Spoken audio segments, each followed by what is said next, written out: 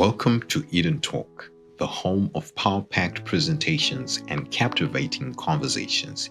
Here, our discussions are dynamic, enlightening, and deeply nourishing for the mind. We delve into a wide array of subjects, from insightful book reviews to the latest in current affairs, to pressing socio-economic issues and profound theological discussions. Sit back, relax, and prepare to be inspired. We hope you enjoy this episode. Welcome back, dear friends. We continue with our conversation on the life of a university student. We started off discussing the expectations that Mwape, Notando, and Ashley had as they were finishing off high school, and also whether those expectations were met when they were in university. We further went to discuss the challenges of adjusting to a university life, and we are continuing with that conversation.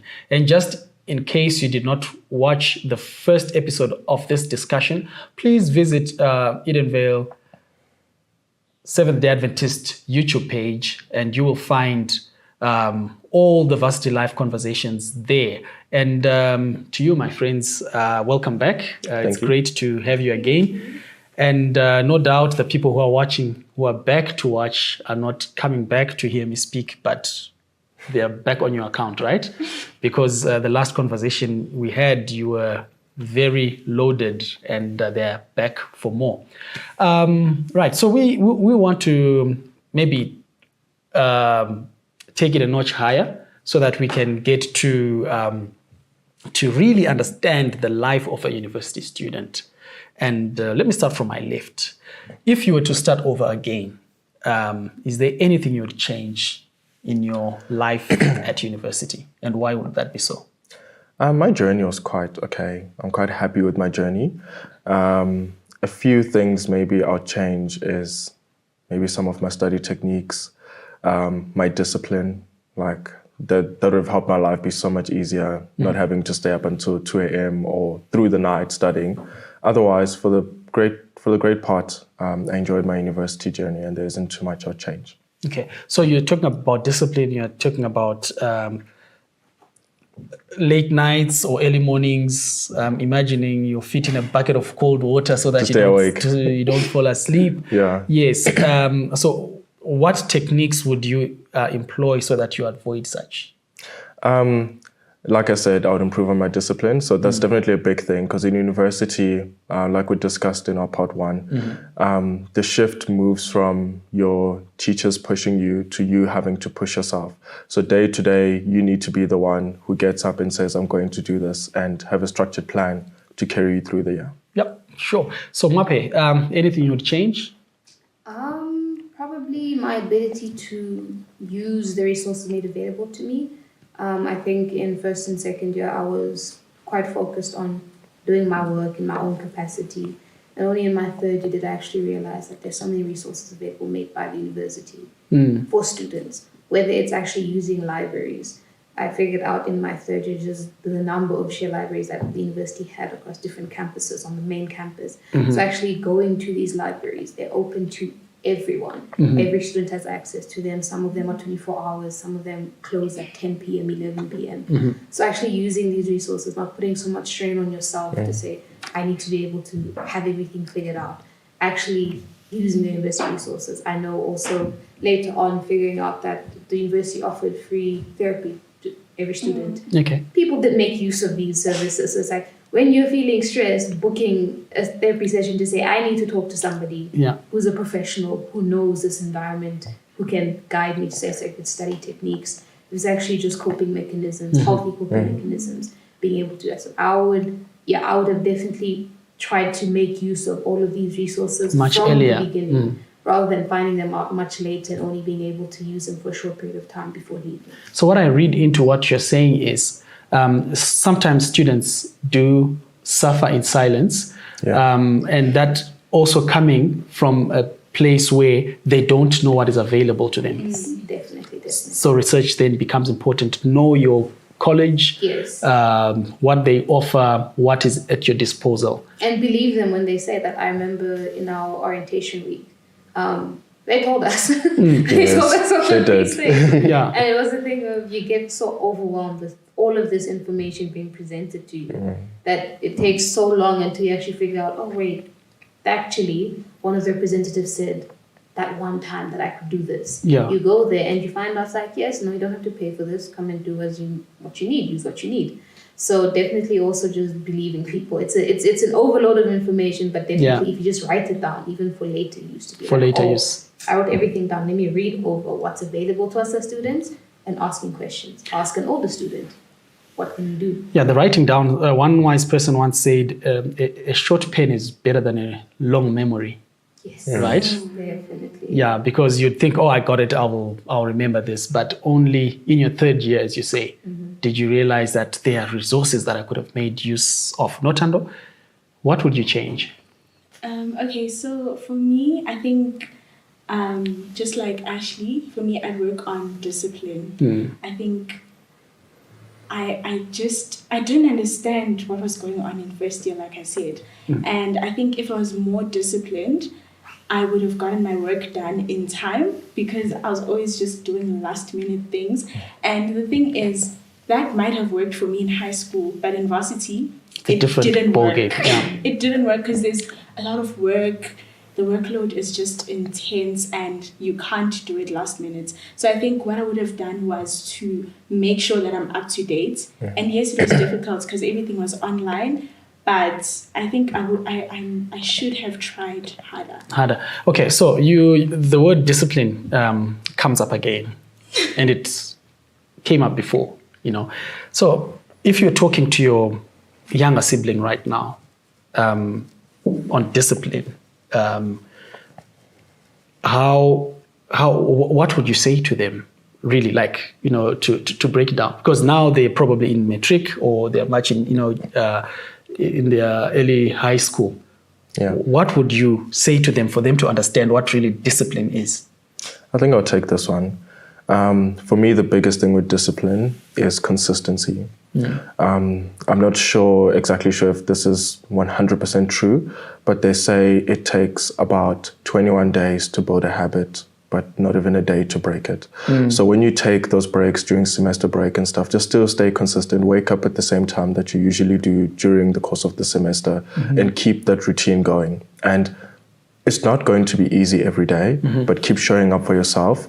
Wake up every morning and say, okay, cool, at 8 o'clock, I start to do my work. And even if you're not the most productive, it'll get better each and every time you do. Yeah. So the reason I like talking to my age mates like yourselves is I keep getting to learn some of these. Showing up for yourself. Keep showing up for yourself. I think that's for the sake of the older folk that are watching there. What does that mean?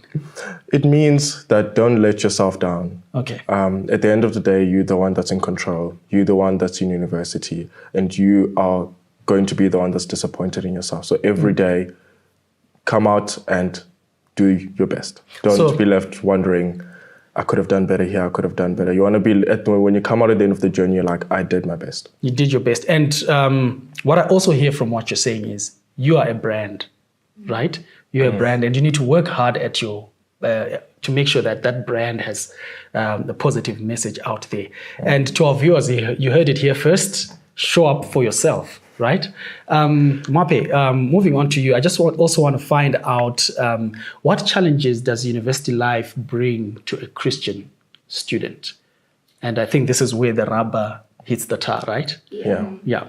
A big thing about university, I think, the age range that you're on, this is a lot of self-discovery going on. You're learning a lot about yourself, your limits, how you make friends, type of people you like, type of people you don't like, type of things you like to do, you don't like to do.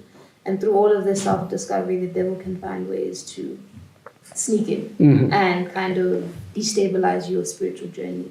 A big point is to stay focused on God. I know that a big thing, I'll just give an example. End of the year, you've come out one of the worst exams that you've ever written in your life. And your thoughts, you don't even know what to think, you don't know what to feel. And someone behind you is talking about, oh, that was so easy. In that moment, you're like, what? How do Exactly. Are my problems so unique to me that I suffered through that paper? And there's somebody who just breezed through this. They're happy, they've left, they're talking about answers that you've never even heard of in your life. And you're standing there like, what can I... In those moments, it gets so easy to kind of lose sight of God. Because you just want to wallow now. And you're around people who don't have a relationship with God, and their method of wallowing can be to go out drinking, to go out partying. And it's now a thing of saying, okay, these are people who found a way to like deal with these negative emotions. I'm feeling overwhelmed. How do I deal with my negative emotions? First thing is just to have a good spiritual circle around you. If you make friends with the wrong people, it's going to be so difficult to be able to say no and be able to actually, as Ashley said, look out for yourself, put yourself first, because you're going to be like, okay, no, but so peer pressure, especially at this, where your frontal lobe is still developing, your decision making is still being developed and set into place in your mind.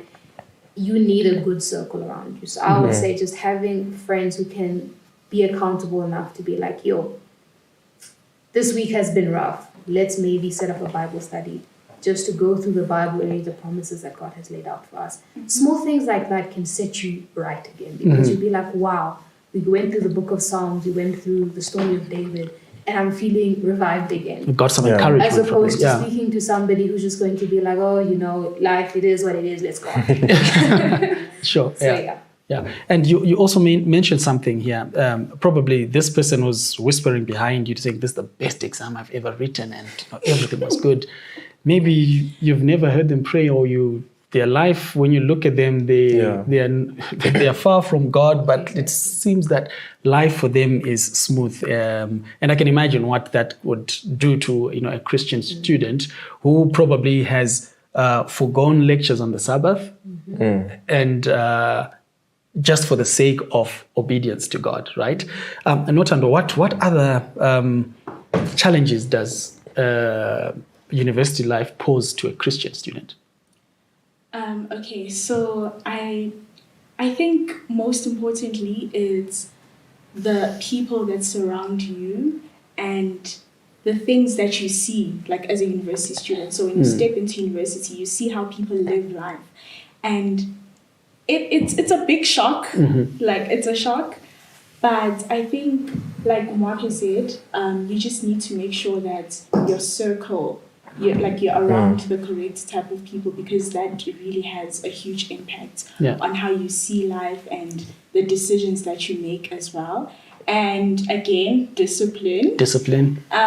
So with everything that you see around you in varsity, discipline is very important. And I think for me, when I was in my first year, I think I kind of neglected my spiritual life a little, because also, like I said, it was during COVID, so we weren't going to church as much, and everything was online. Yeah. But I think the biggest thing for me has been STASM. So STASM, Seventh-day Adventist Student Movement. Yeah. So I joined that in my second year when COVID was starting to simmer down a little. Yeah. And I think that really played a huge role in me staying grounded, because that created like a positive community around me.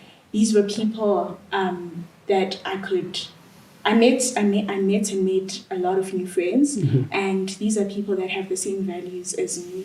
We would encourage each other. Come Sabbath, you're going to church. Yeah, like life is good. Life is good. So you speak of you speak of STASM. I think the broader term, is public campus ministries across the globe.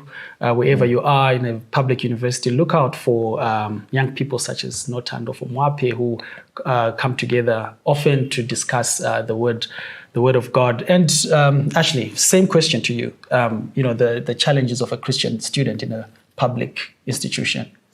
There are many, but I would say I navigated through them through a good self-esteem and core values. And I think we as Seventh-day Adventist people, and even just general Christians, when you get brought up in a Christian household, you have those values instilled within you.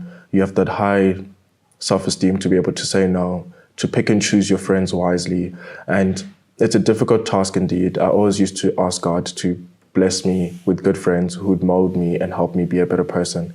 And I was fortunate enough that in my university career, I made lots of Christian friends. And even when I didn't have Christian friends, I knew where my boundaries were and what my values were. I was able to say no and to say, okay, cool, guys, you guys are going out on a Friday evening, but I think I'll sit this one out. I have other things to do. So it's just about having that self-esteem to be able to say, okay, cool, I'm not going to partake in this. To say no. So I don't know whether this has happened to you, but of course, I'll ask you to be vulnerable with me, right? And our viewers here for the benefit of someone who's watching. Has any of your parents told you, you see that friend of yours, I don't want them near you, or I don't want you near them? And do you think that was a good call? Yeah. Has it happened to you? It has indeed. I think parents have some foresight that we as young people don't usually see, but it definitely has happened before and it came out to be right. And I've also had experiences where it wasn't just a parent, it was like an older person, like a teacher or something who gets to interact with you every day, was like, I don't think this person is good for you. And it did come to fruition that they indeed weren't good for me. Okay. So I think to everyone out there, our viewers, no matter the age gap, sometimes it is good to just lend an ear. Pause and listen. Yeah, 100%. Okay, so at that point when you are told, probably this is a best friend or someone who I'm sure you'll just slam your door and go into your room and say, why? Ladies, has this happened to you? And in hindsight, do you think whoever it is that gave you the advice was right? So I have a different response to this in the sense that moment came from a moment of self-discovery. So it wasn't anyone actually telling me that this person isn't good for you. It was me actually sitting and looking at them and being like, no, man, this is right. I don't like how I feel in a lot of these situations. Not even that I don't feel safe. My conscience doesn't feel right. This is the Holy Spirit told me directly to say, hey, let's rethink this relationship. Your influence over them might be weaker than their influence over you. Wow, that's profound. So those moments, I think we also need to be kind enough to ourselves to realize that we make mistakes. And when those mistakes happen, there's no need to let that govern the rest of our life. It's a moment of, oh, God is kind enough to actually open my eyes at this moment. Let me tread softly and let me actually rework this relationship. So just slowly distancing myself from the wrong types of people and associating with better people. So that self-discovery, that moment of, I felt not like an adult, but I felt grown. Like I felt like I'd grown up a little bit to be able to be like, I'm actually feeling things out for myself. I actually know, and I'm taking note of my feelings, my emotions, to be like, this isn't right. I need to actually rethink this. Let's do this again. Let's take this. Thanks, Mwape. And I think the advice you give isn't just for the student, right? When you say be kind to yourself, there are certain relationships that you need to walk away from, even as adults. You know, the young folk. There are certain relationships that when you look back, you see that we are going nowhere slowly. And you need to step out of those. And if anything, their influence on you could actually be, more than yours on them. So you need to be, So this speaks to also knowing yourself. And to you, Notan, what's your experience? Have you had that moment where maybe someone has said to you, stay clear, or your own realization? Okay, I think for me, much like Mwape, it was my own realization. Okay. I noticed that,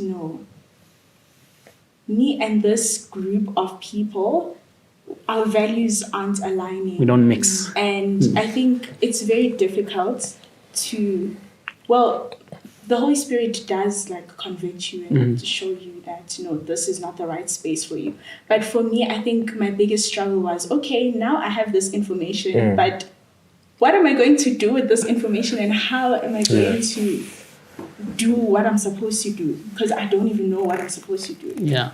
So I think for me, I just prayed a lot during that situation. I asked God for guidance. And I think it's true when the Bible says, seek first his kingdom and all these things shall be given to you. The closer I got to God with the help of, STASM, as I mentioned. STASM has really played a huge role in That's my good life. to hear. I hope whoever is responsible for putting these programs in place gets to hear you say this, right? Yes. It's quite important, and also Yes, encouraging definitely. to other young people as well Definitely. to participate. Yeah. Definitely. But yes, as soon as I started taking part in STASM activities and getting closer to people with similar values to me, it became easy for me to just say no to certain things because I was surrounded by the correct type of people. So, and I believe God really helped me in that situation because I was really just thinking to myself, what am I going to do? How am I going to solve this? But God really came through. Yeah, and let me say wise men, when we were much younger, still youth, and when I was talking about coming out of certain relationships, he gave this as advice to say, and it was in the context of boyfriend and girlfriend, that you discover that you're not compatible, right? He says you can invite them for prayer and you pray with them, and in that prayer you can say, as we are parting ways now. So you can tell them in prayer, right? As we are parting ways, may we still remain good friends. But I guess, there's times we need to make decisions, right? And you need to know your value as a person. And if this is my brand that I'm trying to build, if this is my value, how much do I get from associating myself with this group of people? And maybe as we wrap up this conversation, this brief discussion, I want to also hear from you the role of family, the role of the church in preparing you for the secular world. Do you feel the church did enough? And if not, where and how can the church play a role in your life or the family as well? This is your opportunity to tell them, what you would expect. Did the family, church family, your family, your relatives, everyone around you, do they play a pivotal role in preparing you for, the secular world? I'll start with you, Ashley, then we will wrap it up. To a certain extent, yes. My parents tried their best to shelter me from what was out there. I mentioned in part one that they made the decision for me to rather stay at home and commute rather than staying at rest in those spheres. The church was also helpful in that there were some people who were here at church who were going through the same things. So it was easy and very helpful to speak to them and hear about the challenges that they are going through as well. And the general church structure, when you go to your youth events and Pathfinders, that whole coming of age, helping instill those values, it really does help us when we go out there into the world to be people with strong values and high levels of self-esteem who believe in God. Okay. So, and I take it that you were participating in the Pathfinders and the different activities within the church that also worked for you, as you say. Mwape? I'll say different answers with different institutions. The family institution, definitely. A big thank you to my family. I would want to put that up first. I come from a academic family, I'll say, quote unquote. As the youngest sibling, all of my older siblings went to university first. So it was you have oldest brother going to tell you 1, 2, 3, and he went to the same university as me. Next brother also, he went to a different university, but same, but he was living in Res, so it was experiences that he would tell me. My mother's a lecturer. So the preparation for academic life was laid out almost on a red carpet for me. Okay. In the sense that if I made a mistake, that was because I decided I'm going to do this because I know, even though everyone has told me otherwise, I'm going to go this way. From a church perspective, I do believe that there is a lot of space that we can fill in having conversations for youth preparing for going into university. This platform is definitely something I would say I would have loved when I was preparing to go to university. But it was a lot of, I learned about myself spiritually in the church, and it sort of ended there. Preparation for the outside world and the hardships of university specifically, that was through experience and through my family. So I feel that there's a lot of space to prepare individuals for that. But I would say maybe because throughout my entire education system, I was in secular schools. So they prepared me for university from their own ability to, with no God in it, prepared me extensively for what university life was going to be like. But from a spiritual perspective, I started going to STASM when I was still in high school. I would follow my brother to a lot of the events.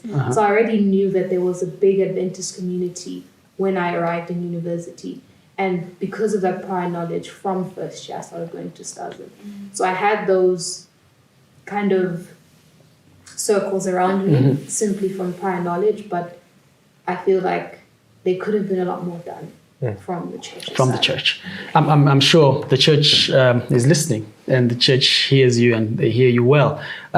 Yes, there is room for improvement in anything that, that we do. And I'm hopeful that, the young ones that come after you, the next generations will also be well prepared, not only from the home perspective, but also from the church. Not under your experience, the home environment, the church environment, did you think there was adequate preparation for tertiary?